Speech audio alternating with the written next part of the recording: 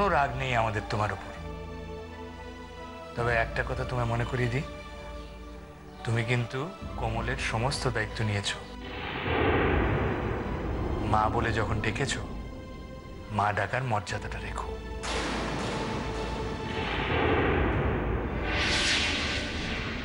কোমলকে দেখো।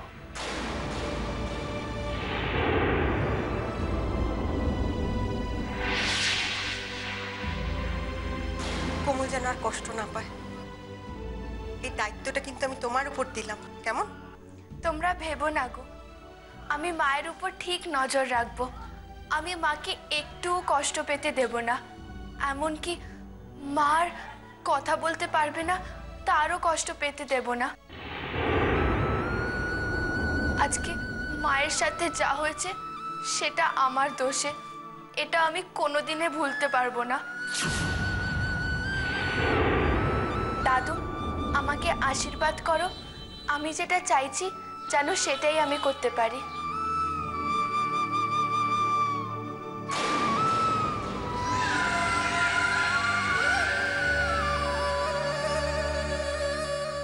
ঈশ্বর তোমায় ভালো রাখো। তোমার সব কথা যে আমি রাখতে পারবো না দাদু। আমিও ভালো থাকবো আর কোমলও ভালো থাকবে, তা কি করে হয়? কোমলের খারাপ হলে তবে না আমি ভালো থাকবো। তাই আমার ভালো হবে আর কোমলের খারাপ। তোমার এই শেষ আশীর্বাদটা যেন সত্যি হয় দাদু। আমি দেখব আমি যাতে ভালো থাকতে পারি।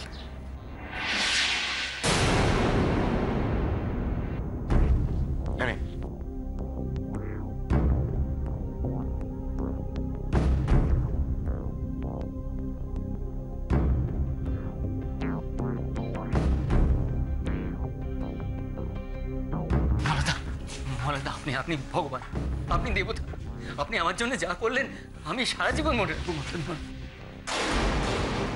আমি তোমার জন্য কিছু করিনি সুমিত। তোমার যদি ধন্যবাদ দেওয়ার হয়, তুমি বাড়ি গিয়ে কোমলকে দাও। কোমল আবার প্রমাণ করে দিয়েছে যে ওর মন কত বড়। এত বড় ক্ষতি হওয়ার পরও ও তোমাকে, গিনিকে, সবাইকে মাফ করে দিয়েছে। ও তো দেবী, দেবী কোমল দেবী। ওকে দেবী বানানোর কোনো প্রয়োজন নেই সুমিত। মানুষ হয়ে ওর মনুষ্যত্বটার দাম দিতে পারলেই যথেষ্ট। আরেকটা কথা ভালো করে জেনে রাখো সুমিত, কোমল তোমাকে ক্ষমা করে দিয়েছে, তাই তুমি একটা সুযোগ পেয়েছো। সুযোগটার সৎ ব্যবহার করো, শুধরে নাও সুমিত, তাতেই তোমার ভালো। এরপরও যদি তুমি নিজেকে সংশোধন না করো, আমি তোমাকে কথা দিচ্ছি, এরপর কোমলও তোমাকে বাঁচাবে না। এক্সকিউজ মি মিস্টার সেন, এই জায়গায় একটা সিট।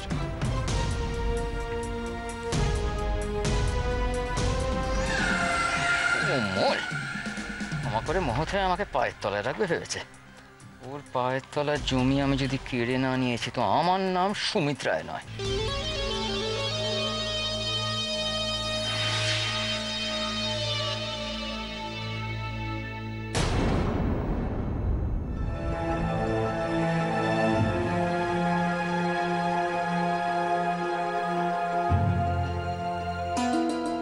আজকে আমি মায়ের কাছে শোবো না, আজকে আমি মায়ের সাথে শোবো। বারে তোরা দুজনে যদি মায়ের কাছে শুবি তাহলে আমি কোথায় শোবো? তুই তো মায়ের কাছে অনেকদিন শুয়েছিস, কই আমরা তো শুইনি। কোমল মা, হ্যাঁ তুমিই বলো তুমি কার পাশে শোবে?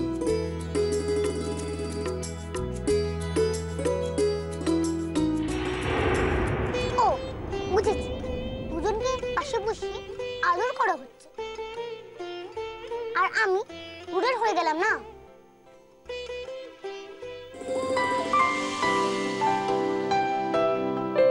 থাক, লাগবে না। চিনি, তুই তো এর আগেও মায়ের আদর খেয়েছিস, আর আমি একটু খেলেই দোষ না? তুই ভীষণ হিংসুটে, আমি মাকে ছাড়বই না।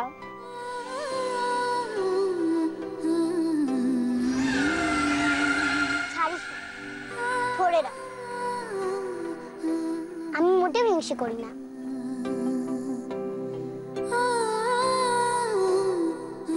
সত্যি বিশ্বাস করো, দিদি তোমাকে মারো ডাকতো না বলে আমার খুব কষ্ট হতো। তারপরে দিদি যা করতো আমার খুব ভয় করতো। এখন আমার আর কোনো ভয় থাকবে না।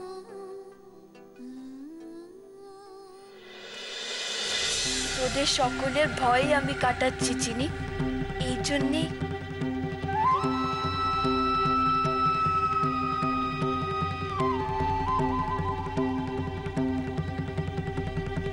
আমার মা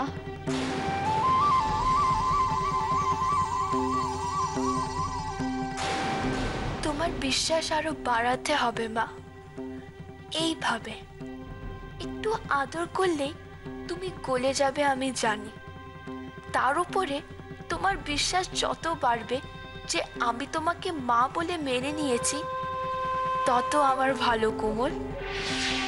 তুমি টেরও পাবে না এরপরে কিভাবে আমি তোমাকে আর বাবাকে ছাড় খাড় করে দেব।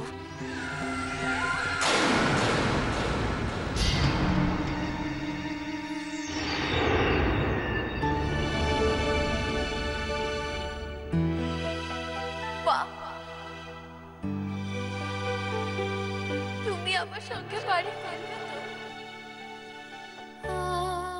তুমি তো মা, তুমি আমাকে ক্ষমা করবে না? মা, তিনি কি মা কথাটা মন থেকে বলছে নাকি? মীরা, বাড়ি গিয়ে একবার পাঁজিটা দেখতে তো। মীরা, বলছি বাড়ি গিয়ে একবার পাঁজিটা দেখো তো। পাঁজি কেন? একটা ভালো দিন দেখে মল্লার আর কোমলের এবারে ধুমধাম করে একটা বউ ভাত করবো মীরা। বউ ভাত? আবার? আবার মানে কি, আগেরটা কি বউ ভাত হয়েছিল না? মল্লার ছিল না, তারপরে জয়া সকলের সামনে কোমলকে আর কোমলের বাড়ির লোকে কিরকম অপদস্থ করলো। ছি ছি ছি ছি। সেই পাপের প্রায়শ্চিত্ত করতে এবারে আমরা ভালো করে আবার বউ ভাত করবো। এত স্বপ্ন দেখো না বৌদি। কেন?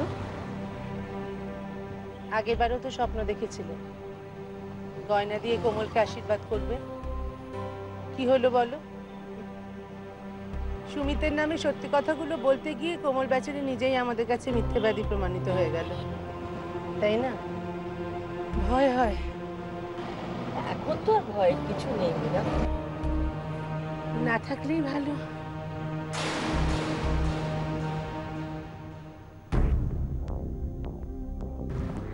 তোমার কি হয়েছে মীরা? তখন কি এত ভেবে যাচ্ছ বলো তো? কি নিয়ে তোমার এত চিন্তা? তুমি অবশ্য তোমার দাদারই মতন, সব সময় কিছু না কিছু একটা নিয়ে দুশ্চিন্তা করে যাচ্ছ। এখন তো আর কোনো কিছু চিন্তা করার নেই বলো। গিনিও তো কোমলকে মেনে নিয়েছে, সবকিছুই তো ভালোভাবে মিটে গেল। ওইটাই আমার সবচেয়ে বড় দুশ্চিন্তার বিষয় বৌদি। ওটা নিয়েই তো ভাবছি। গিনির এই হঠাৎ এসে কোমলকে মা বলে জড়িয়ে ধরাটা আমার কেন যেন সুবিধে ঠেকছে না। আচ্ছা বৌদি, ওর মামাকে জেল থেকে ছাড়ানোর জন্য গিনি নাটকটা করলো না? কি বলছো মীরা?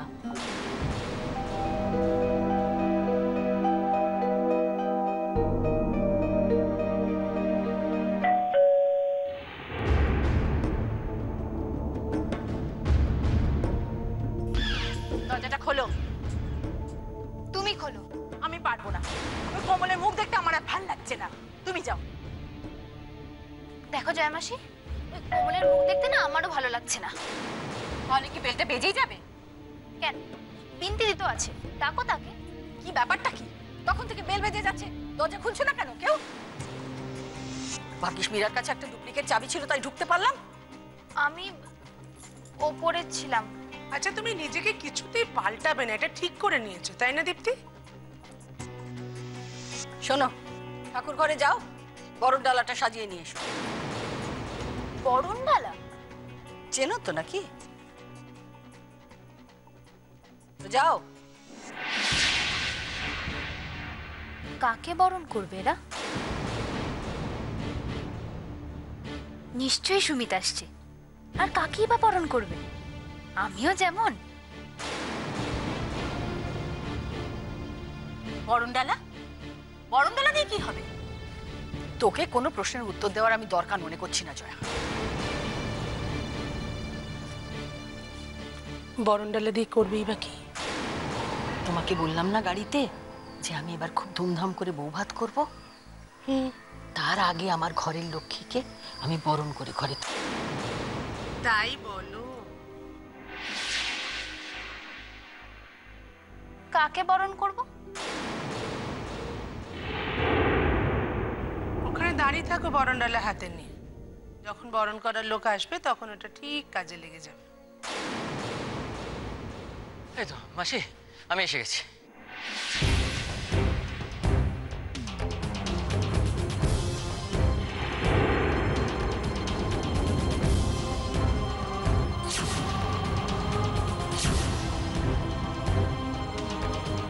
সুমিত, এবার বুঝতে পেরেছি মাসিমা, আপনি কেন বরণ ডালা আনতে বলেছিলেন। সুমিতকে বরণ করবেন বলে।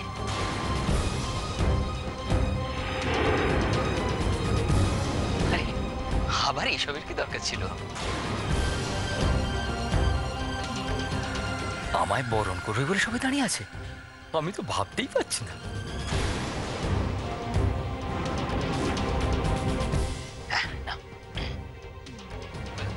দাঁড়িয়ে রইলে কেন, তাড়াতাড়ি করো।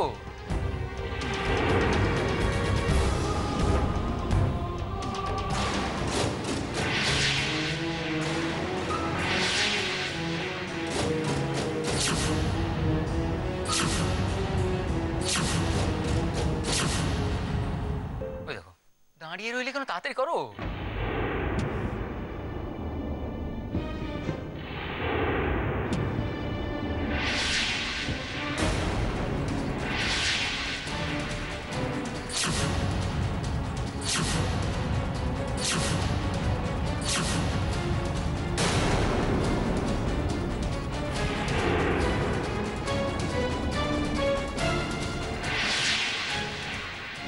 ভালো কাজও কি করতে পারো না? সুমিতের মাথায় ঠেকিয়ে এই বরণ ডালা অপবিত্র করছো।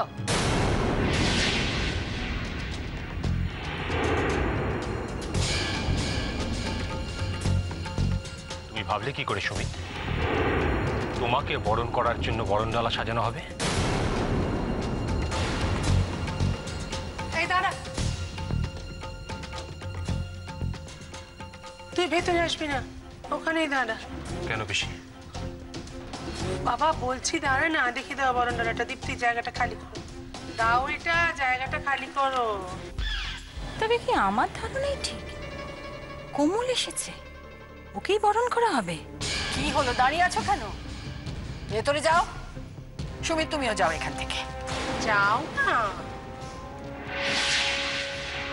কি করতে চাইছো বলো তো? এত অধৈর্য কেন তুই? আমাকে এখানে দাঁড় করিয়ে রাখলে কেন? অপেক্ষা করো, এক্ষুনি জানতে পারো।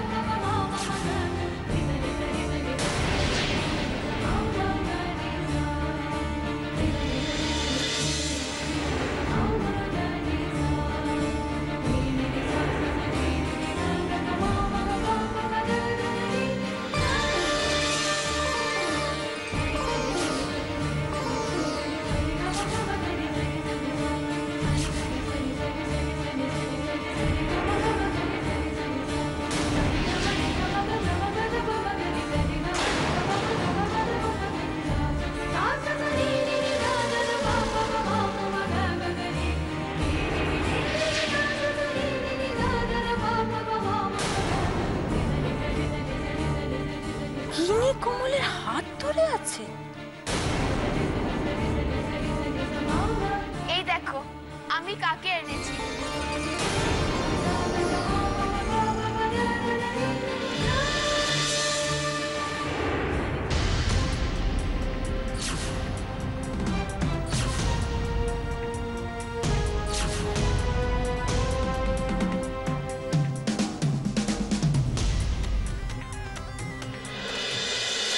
কোমল, ওইখানে দাঁড়াও, মল্লারের পাশে।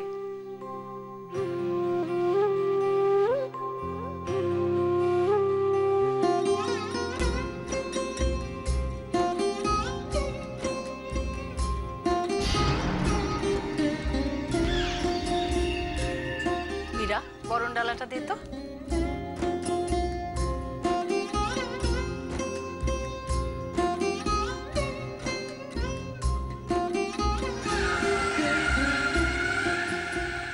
শাঁখটা বাজা। এমা, তাই তো দেখেছো আমার কাণ্ড। এই বিন্তি, আসছি আসছি। মা, বৌদি ভাই চলে এসেছো? শাঁখ নিয়ে শিগগিরি শাঁখটা নিয়ে এসে বাজা। আনছি গো, আনছি, এক্ষুনি আনছি। বিয়ের পর তুই একা এসেছিলি এই বাড়িতে, আমি তোর একার বরণ করেছিলাম কোমল, মনে আছে? আজকে তোরা যুগলে ঢুকবি, তোদের যুগলে বরণ হবে।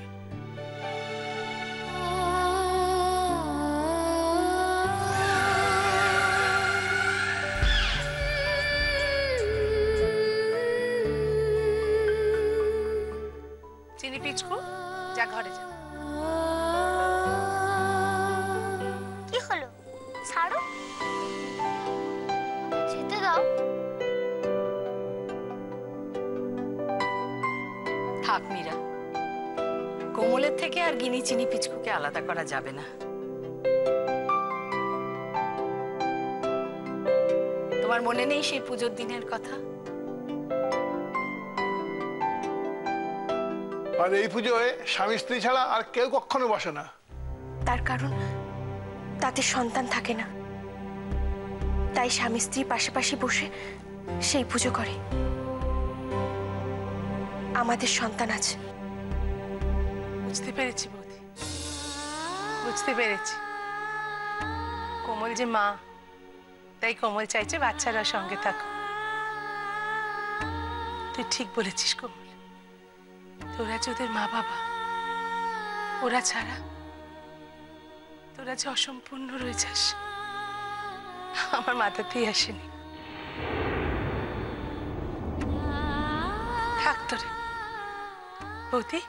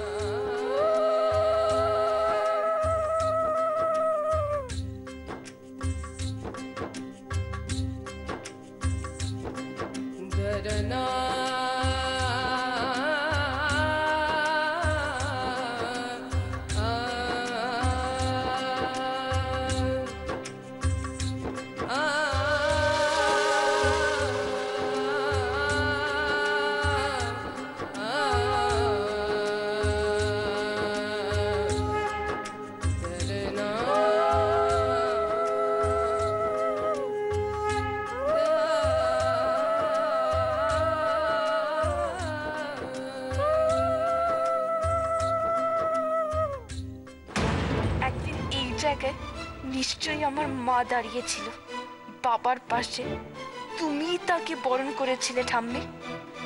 আজ বাবার পাশে কোমলকে দাঁড় করিয়ে আবার বরণ করলে তুমি। থাক থাক, শান্তি পাও, সুখী হও, সুখী হও মা। পৃথিবীর সব সুখ যেন তোমার জীবনে আসে।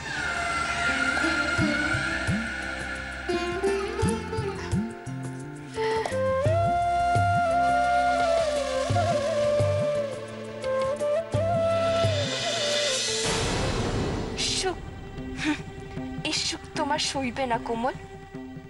তুমি সুখী হবে না, আর তোমরাও না। আর যারা মায়ের জায়গায় কোমলকে দাঁড় করিয়ে বরণ করেছো, তাদের কারোর কোনো ক্ষমা নেই।